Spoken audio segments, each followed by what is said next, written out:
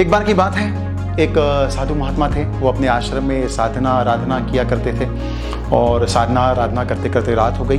और एक बार जब वो साधना आराधना कर रहे थे और अमावस की वो रात थी और ऑफ कोर्स बहुत अंधेरी रात थी और ठीक रात 12 बजे की वो बात थी। और अचानक साधु महात्मा ने देखा कि वहाँ से एक काली छाया जो थी वो वहाँ से निकली। अब जब काली छाया निकली, साधु महात्मा ने देखा तो साधु महात्मा ने आवाज दिया कि ए काली छाया, इधर आओ। काली छाया ने सुना, गई, प्रणाम किया और फिर साधु महात्मा ने पूछा कि अमावस की रात है, रात 12 बजे की बात है और इतनी अंधेरी रात है, तो तुम कहाँ जा रहे हो?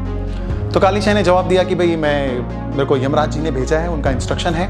और उस समय 23-24 मार्च की डेट थी, 31 मार्च आने वाला था और आप सब जानते हैं 31 मार्च को सब पूरी दुनिया में क्लोजिंग टारगेट के पीछे सब लग जाते हैं। तो उसने बताया कि हमारा जो इस साल का टारगेट था 31 मार्च तक का टारगेट, वो शॉर्ट पड़ गया यमलोक में, जितने लोगों को नीचे से ऊपर लाना था। तो 1000 लोगों से शॉर्ट है, तो मेरे को इंस्ट्रक्शन दिया गया है कि जाओ पृथ्वी लोक में और 1000 लोगों को 31 मार्च के पहले लेकर के आओ।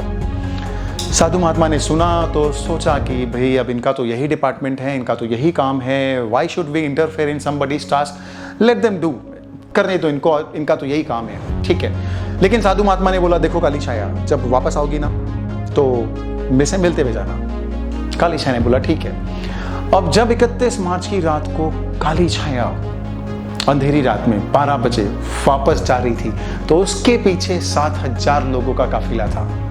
साधु महात्मा ने देखा 7000 लोग हैं इसके पीछे, बुलाया कि काली छाया इधर आओ।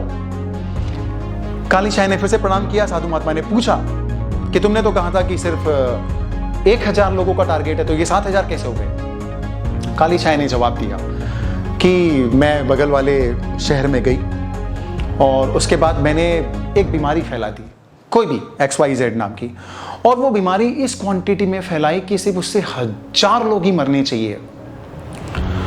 तो साधु महात्मा ने पूछा कि जब 1000 लोग ही मरने चाहिए, इस क्वांटिटी में फैलाई थी, तो 7000 कैसे मरे? तो काली छाया ने जो जवाब दीजिएगा, सारे लोग ध्यान दीजिएगा, जो काली छाया ने जवाब दिया। काली छाया ने जवाब दिया कि ये जो 1000 लोग आप देख रहे हैं ना, ये तो मेरी बीमारी से मरे हैं, पर उनके पीछे जो 6000 लोग आप जो देख रहे हैं ना, ये मेरी बीमारी से नहीं मरे हैं, ये तो सिर्फ और सिर्फ मेरी बीमारी के डर से मर गए। दोस्तों, कई बार ऐसा होता है कि कोई बीमारी लोगों को उतना बीमार नहीं करती है जितना उस बीमारी का डर लोगों को बीमार कर देता है। और ये डर है, सच में डर है कि कहीं ऐसा ना हो जाए। और इसीलिए मैं अंत में 2 लाइनें कहना चाहता हूं कि हर मोड़ पर इतना डरते क्यों हो और हर मोड़ पर इतना घबराते क्यों हो, और अगर इतना ही डरते हो तो घर से बाहर निकलते क्यों हो? Thank you.